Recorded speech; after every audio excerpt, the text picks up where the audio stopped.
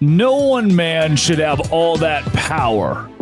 Rankings. This is Locked On Big 12. You are Locked On Big 12, your daily podcast on the Big 12 Conference. Part of the Locked On Podcast Network, your team every day. Happy Wednesday, everybody. Welcome into Locked On Big 12. I'm Drake Toll from ESPN Central Texas. Thank you for making Locked On Big 12 your first listen every single day. Today, the final Big 12 power rankings from this football season as we have concluded the pigskin for 2023 and enter into 2024. Before we get into it, I'm going to address the obvious. If you're watching on YouTube, my room is a mess. I just got a dog. Here's this little dog. Like this thing's got all the shots and stuff. Yeah, dog's a strong word. It's a puppy. So I haven't slept in weeks, but I'm fired up. I'm wired up. I've had 3 Bang energy drinks to bring you the final power rankings. Number 1, the Texas Longhorns. They made the college football playoff. Can't argue with that. Number 2, I'm going to go with Oklahoma State here. Now, I want to be very clear. Part of the power rankings, there's an aspect of this that is transfer portal, but the majority of it is if we played a game today, who would win? If we played a game right now between Oklahoma State and West Virginia, I think Oklahoma State wins. Between Oklahoma State and Texas Tech, Oklahoma State wins. To me, they sit at number 2 based on their bowl performance. Most of this is based on bowl performance. At 3 is West Virginia. Oklahoma State beat a better team in their bowl. You could argue that West Virginia beat a stronger team at the time the two played, but I'm going to go Oklahoma State at 2 and West Virginia at 3. Cannot be scoffed at. They were the 14th ranked team in the Big 12 preseason. They finished at 3rd in the Locked On Big 12 power rankings. Neil Brown and company will be very good next year. I'm going to have a way too early Big 12 power rankings tomorrow, and we're going to talk more West Virginia because they're going to be pretty high up. At number 4, Kansas State. I actually had Kansas State at 2, then 3, then finished at 4. The team they beat, NC State, in the Pop-Tarts Bowl, wasn't the strongest opponent that a Big 12 team got a win against in the postseason. But Kansas State did it having been, again, I use the word loosely, ravaged by the transfer portal. A lot of that being positive attrition, but they were missing a lot of pieces. They did have to put a stopgap in a lot of holes. I would have put Kansas State at 4, though. That's where I fell. West Virginia, Oklahoma State had better bowl performances or beat better teams or were better in the regular season. At 5, Oklahoma. If Oklahoma played right now against Kansas State wins. At that bowl game that OU played in, they could have lost by a lot more. I do give them credit, though I don't have to, for playing as well as they did for a portion of the game against Arizona. But take the moments that mattered the most, the first quarter, the fourth quarter, Arizona was right there all over OU. I've got them at 5th in my Big 12 final power rankings. At number 6, Kansas. They allowed a lot of points to UNLV. The Kansas defense it wasn't great. They've got good returning pieces, and it can be much improved this year. That's why I think they'll have a solid finish in the expansion Big 12 next season. As for these power rankings, I'm happy putting them at 6. They feel like the median team of this league, the team that's just the median good team. Right? They just sat there on that 6 range for most of the year, occasionally making it to 4, sometimes falling to 8. Kansas at 6 feels pretty healthy. Texas Tech at 7. I'm honestly shocked Iowa State's not higher. They finished in the top 4 in my final Big 12 power rankings after the last week of the regular season. But what a terrible, terrible bowl loss for Iowa State. Let's push them further down this list and puts Texas Tech at 7. So our top 7, Texas, Oklahoma State, West Virginia, Kansas State, Oklahoma, Kansas, Texas Tech. Now, I know that Oklahoma lost its bowl game and Texas Tech won its bowl game. However, if they played today in the current state of the two teams, I still think Oklahoma gets the win. Texas Tech had too many holes. I can't get over that last game against Texas.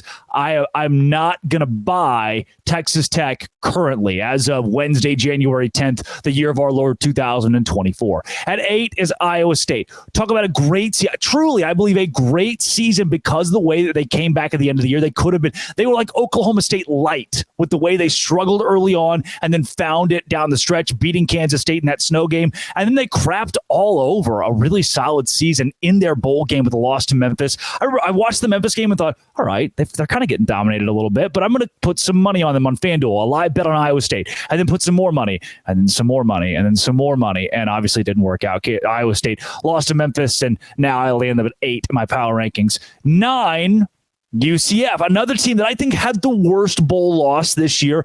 The way that it looked against Georgia Tech, where they had opportunities late, UCF did, and were just hapless offensively. That sucked. Georgia Tech shut down UCF. Welcome to the Big 12. We can't have that. Gus Malzahn got shut down by Georgia Tech. Name me 3 Georgia Tech players, their head coach. I can't. Maybe you can. UCF got rolled. I don't want to say rolled, but beat by double digits. They're at 9 on my Big 12 power rankings. Those are the 9 bowl teams. And the rest of it, let's clean it up. Number 10, TCU.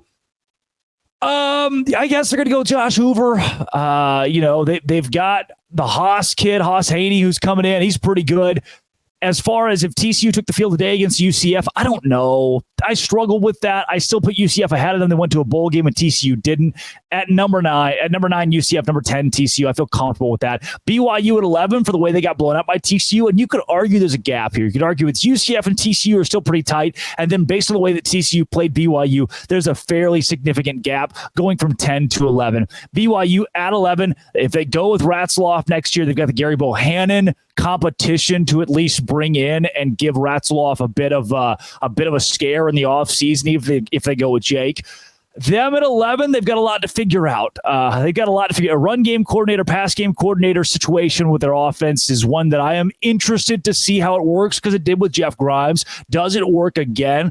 I don't know. Then defensively, BYU had some good performances early in the year, especially. It's a much improved defense that fell apart down the stretch. BYU, to me, outside the top 10 of the Big 12, and surprisingly so with the way they hit a skid late in the year. At number 12, Houston. Now, I told you that part of this is transfer portal oriented. I didn't put it exactly entirely in there, but where's the momentum of the team? We played today and you had a couple of your transfers out there. How well would you do? And you could argue that TCU should be much higher if you take all the transfer portal into account, but I wanted to factor in a bit of momentum for some of these squads, Houston included. They lost their head coach. They fired their head coach, Dana Holgorsen. They did the right thing. They did the competitive thing and moved on. And went with Willie Fritz, who's really good at coaching football. And he has honestly taken not just the portal, but also high school ranks by storm, recruiting his butt off already.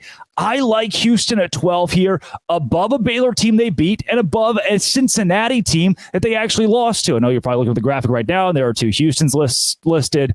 Oops. Sorry. I'm going to go with Houston at 12, Cincinnati at 13. And you may be shocked that I didn't put Baylor at 13 instead of Cincinnati. Remember, Baylor got a win on the road, but I think if they played today, Baylor's going to struggle against anybody in the conference. And Cincinnati at 13, they're doing pretty well in the transfer portal, actually. Now, they're one of the teams that needed to. They're going to have positive attrition. When you suck that bad, I have not a strategy, but a mantra. When you suck that bad, you kind of can't hurt yourself with more transfers. You're really there's no way to go down. There's no way to get worse than what Cincinnati was last year. So you might as well just attack the portal and see where it gets you. They've done that to an extent. So I'm not a Scott Satterfield believer. I think this was his last year in the league, but I got Cincinnati at 13 and then Baylor at 14. The reason Baylor's at 14, the bottom team in the Big 12 power rankings to finish off, recruiting momentum is not great. They're in the bottom third. They're the bottom 60s. They're in the 60s of the high school ranks this past offseason. The portal is at 37. They used the number 23 portal class in America last year to go 3-9. So what are they going to do with the 37th ranked portal class? I don't know. I just think they're the team that they're irate 8. They're the ones that were supposed to be experienced and ready to compete in the new Big 12, and they couldn't do it. They lost to Houston. That's not good. That's not going to cut it. Baylor is at 14. 1, Texas. 2, Oklahoma State. 3, West Virginia. 4, Kansas State. 5, a disappointment from Oklahoma. At 6, Kansas. 7, Texas Tech. 8, Iowa State. 9, UCF. 10, TCU, and then really the back half. 11, BYU, 12, Houston, 13, Cincinnati, and 14, Baylor. You'll notice that 3 of those 4 are new Big 12 teams. Coming up, let's recap last night in hoops. Super Tuesday. Let's do it on Locked On Big 12, part of the Locked On Podcast Network, your team every day.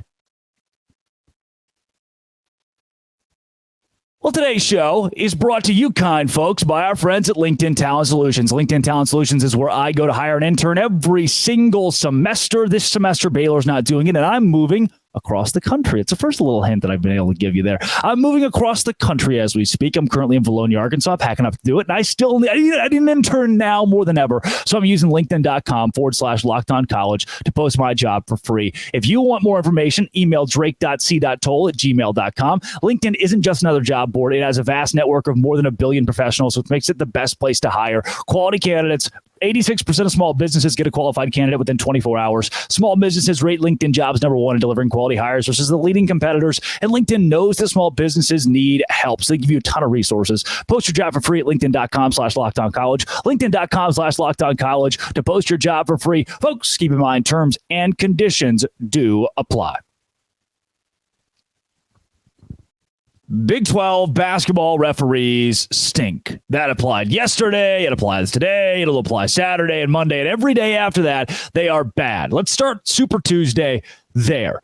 Cincinnati got screwed. End of the game. This is different than TCU, where there was a minute to go and TCU had a chance to win it still against Kansas on a bad call, flagrant call. You all remember that from Saturday. Well, in this situation, Texas walks, pretty obviously walks, and then hits a game winner to beat Cincinnati. In that, the officials took the game out of Cincinnati's hands, gave Texas an extra step, and UT wins at Cincinnati. Is there an asterisk beside it? No, the referees are bad for everyone. The referees screwed BYU. The referees also screwed Baylor. The referees screwed West Virginia and Kansas State and made that game almost unwatchable. I hate watching Big 12 basketball officials ruin Big 12 basketball. That's going to apply all year.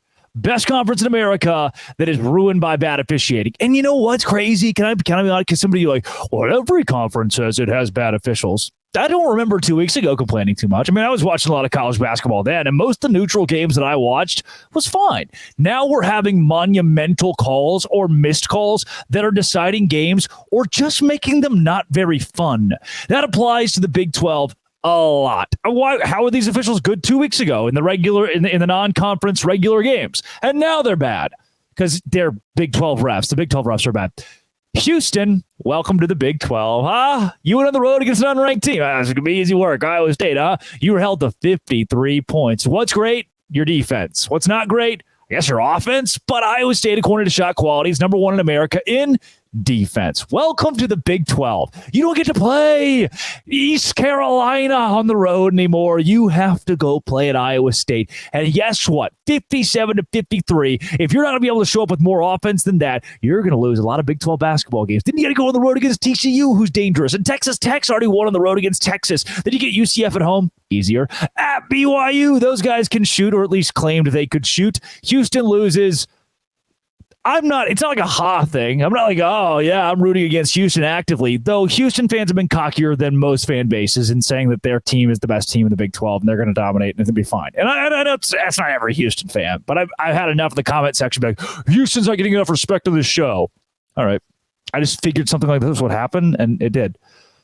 BYU, I tweeted this out and deleted the tweet because I have to explain it. I have to unpack it. You cannot live and die by the three. And somebody's like, oh, well, BYU didn't live and die by the three in this game. And I could see how you got to that conclusion. I could see that because Baylor shot about the same amount of three-pointers as BYU did. It's not like one team was just jacking them up. BYU went 9 for 24. The problem is BYU doesn't have a ton of scoring outside of the three-pointer. BYU doesn't have a ton of options outside of that. Even when they shoot 49%, make 26 field goals, it never felt like BYU got into an offensive rhythm. And then the defense is not good enough to compete for a Big 12 championship. I think BYU's turning around, looking around, going, oh, we were really good at shooting the three-pointers, and that was like a thing we could lean on. But now that we can't, what do we do? What do we do? It's going to take some time to figure that out. I think BYU is going to take some time to figure that out. 81-72, the final. BYU is up by 6 at halftime against Baylor. Hate the camera angle. Almost as much as the officiating, which made this game unwatchable in the last 4 minutes. Hate the camera angle. I can't look at the top of players' heads. And then Baylor's on offense the last couple possessions. I think it was Langston Love. It's a big three. And I'm waiting to see that. I want to see the crowd's reaction. If you watch this game, you saw it. The camera is so darn zoomed in. All you can see is the first row of seats, and the seats are empty. It's the parents section, the bright yellow empty seats where the parents are supposed to sit, and nobody's there. I don't know. This game just made me upset. BYU, again, 12-3. When you got coaches that are slamming water bottles into your own radio team's face, here's what I did like about BYU. This was not like, I've been there. I've been to Provo. You know that. And I've seen BYU do stuff. It's usually pretty buttoned up and nice and kind. This was not a very kind basketball team. This basketball team had some moxie. It had an edge. It was frustrating. It frustrated Baylor fans. They were like, oh, these dudes are punks. And that I like. I think if the rest of the conference looks at BYU and says, these dudes are punks, that's kind of cool. I know it's, may not fit the brand. I think it's kind of cool. Because then it's not even like punk isn't derogatory. You have moxie, you have swagger. You made Baylor fans not like BYU. You're creating rivalries by having an edge, even in a game that you lose. I think that's a good thing. And I'm glad that we didn't see this perceived notion that BYU is just sit on their hands, be nice, be sweet. Who cares? We just, at the end of the day, don't care about winning as much as we do this higher, bigger mission. And I know that's probably the case, underlying case, but BYU still was frustrating. And I like that. I've outscored 48-33 in the second half. That's bad. Cincinnati, nuts and bolts. You got screwed. I can't, they played well. I guess Texas is good or whatever. I don't believe it. The West Virginia, you and Oklahoma State are going to have to figure out the coaching situation, man. I don't know what to do with West Virginia. Can you be good? Is there a way to salvage this season? I don't think so. And that sucks. It just sucks that you have to go through this because I think West Virginia basketball fans are some of the best fans in the Big 12. And that's like West Virginia. It is the thing. What is the one thing to do in West Virginia? It's college sports. And growing up in Arkansas, it was like that for me. And I respect and appreciate when that is the aura around a program. And it's what it is at West Virginia. And I hate that you have to lose like this. It makes me sad. Sorry, West Virginia. You'll get it. You'll find your way. Or I guess, hopefully.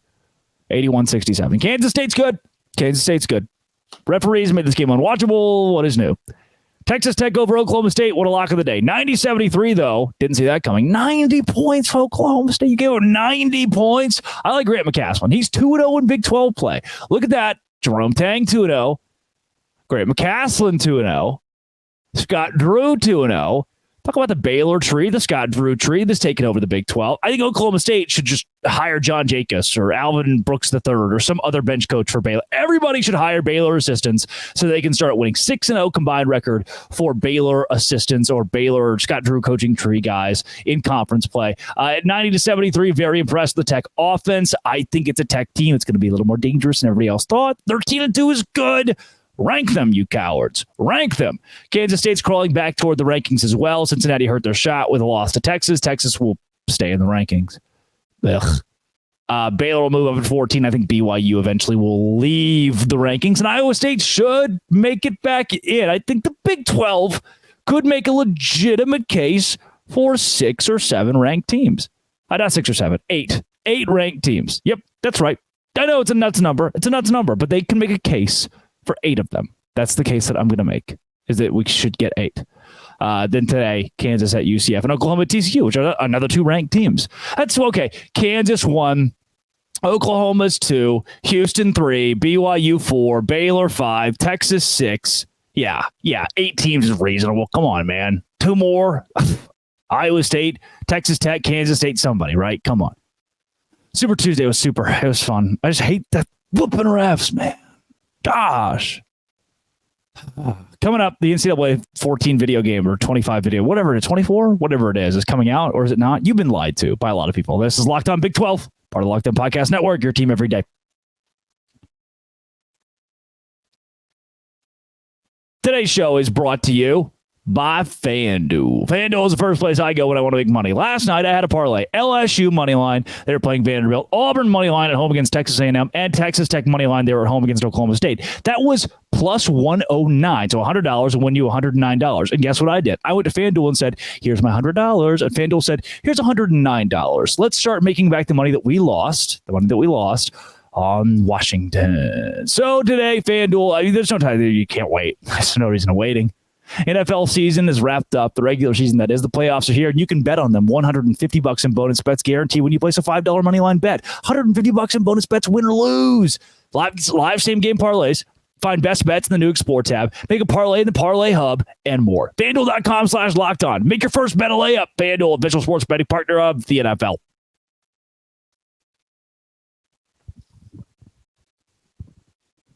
So you're fired up about the new NCAA video game, right? The EA Sports 2024, 25, whatever they want to call it. And then last night, can I give you some context here? So this is a topic I don't usually throw in here for Locked On Big 12, but all 16 new Big 12 teams should be featured in the NCAA video game. So it is applicable. And I actually got pretty fired up about this. And you may be wondering, I'm out of the loop. I know it was trending on Twitter, but what's going on? Let me give you the rundown of what I know. I know that a lot of people have lied to you. Or that a lot of people have been lied to and reported those lies. Even 24/7. I was like, you know what, guys? I think they might hint at it at national championship night. What a lot of people have done is take a big pile of goo and throw it. Look, they've taken a big pile of goo and they've thrown it against the wall. Just see if it sticks.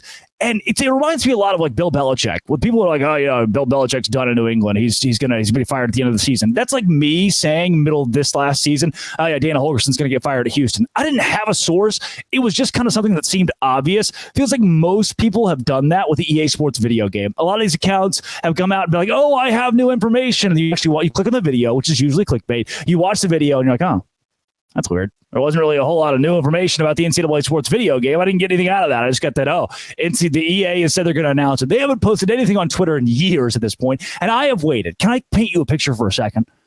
Like, close your eyes, and it was Brad Nessler and Kirk Herbstreit, and just, here come the Huskies. And they'd run out of the tunnel, and it's the national championship, or you're playing as Toledo, and you're the offensive coordinator. You're trying to work your way up the ranks in college football, or you invented this player, and his name is Beef. Mine was Beef O'Brady. Last name O'Brady, first name Beef. The guy was a stud, played running back at Wisconsin. He was 6'11" and like 350 pounds. I made him as large as possible with every accessory there was in the book. He rushed for 55 touchdowns per season and won 4 Heisman trophies. How nuts is that? That was the beauty of being young and playing NCAA. And I actually bought a console. I bought an Xbox 360 about 4 years ago so that I could I bought the game for $200 so I could play it again. And then the game plummeted. The prices for the game plummeted because there's going to be a new game. And guess what?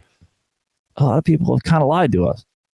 We've heard a lot of things that aren't real about when NCAA 24 or whatever it's going to be called is coming out. So here's my word to you. Here's my update for you. I don't know if EA had to put anything out, but it's kind of a good PR move if they don't. Bear with me here. Bear with me. If you also care about playing as Texas Tech, I would always use their offense, by the way, when I played back in the day. They had a great air raid offense. If you miss playing as BYU in the NCAA video games, and you're just like me, and that was a part of your childhood or just a part of you in general, I think I have good news. I think I've deduced what could call me a conspiracy theorist. Give me the hat, the tinfoil hat. But the best PR that EA could have gotten yesterday is not saying a word, not posting a thing, not mentioning it at all, not doing a commercial during the national championship game, and getting everybody talking about it. In the middle of the national championship, there were like 2 things trending, even more than Michigan and Washington. It was Tom Crean, the basketball coach, and EA Sports NCAA football games. Everyone was talking about how for months these rogue YouTubers have promised, these guys who I don't even know if they're connected, have promised us that, oh, this game's going to have this feature, and they're going to do some sort of trailer, maybe not a gameplay trailer, whatever that means, but they're going to do some sort of trailer. Is it just me, or is the YouTube algorithm shoving this NCAA stuff down your throat? Like the YouTube algorithm is demanding that I know everything there is to know from every rogue YouTuber about this game and what it's going to look like. I've watched so many videos I didn't want to watch, but the 8th time that the thumbnail pops up on my YouTube, like, you know what? Fine. What does this guy have to say? And it's usually a whole lot of like a 20-minute video where I learn nothing. And they all told me that we get something. I shouldn't know what the term gameplay trailer even means. I didn't until this all started to happen. This is overtaking my life. That's why I'm bringing it to you. I'm ranting a bit. You get to be my therapist right now, where I spew onto you and you help me. Because I have gotten wrapped up in this world of the NCAA video games. And yesterday, 2 days ago, whenever it was, the national championship, I didn't get a commercial. And I felt like I was entitled to one. But maybe EA is smart. Maybe EA did the thing that would get everybody talking. If they did a commercial, it would have been cool. Folks would have talked about it. But now even I, here on Locked On Big 12, am making a segment about it because I'm so, I can't escape it at this point. And maybe that's the best PR they could have asked for, was not doing a thing. I don't know. I remember that one time they were going to release it last year. They told us, hey, we're pushing it back a year. That probably wasn't a fun conversation to have. Probably, when the guy walked in, I was like, boss, we're not going to have it ready. We should tell the public that we're not going to have it ready. That probably sucked for them. And I'm assuming if it's not going to be ready again, they would have done that. I am still confident. I'm still a believer that if you like college football, and one of the things you like about college football is the NCAA video games that used to be great 10 years ago. It's been 10 years. I'm a believer if you're in that camp that you can rest easy because it's still going to come out this summer. I just told you basically the same thing that every other YouTuber has told you. I wanted to rant about the other YouTubers. But I think it's going to be okay. I am calling it right now, January, my brother's birthday. Happy birthday, Landon. January 10th, Wednesday, at whatever time you're listening to this, that EA Sports is coming out the video game this summer, likely in July. Yep, I'm calling it. That's what I'm going to guess. I'm going to hope for the best, too. Everybody else out there, they're going to keep making stuff up, but I'm going to tell you what I know. And what I know is common sense. And I think the common sense thing is that was a great PR move. They're still going to come out with it. Otherwise, they would have told us again that it's pushed back. Why wouldn't they? They already did it once. I got fired up. Tomorrow, let's do the way too early Big 12. Let's do the way too early Big 12, 2024 Big 12 power rankings. Maybe I'll get the logos and names right. This has been and always will be Locked On. Thanks for making it your first listen every single day. No se grande.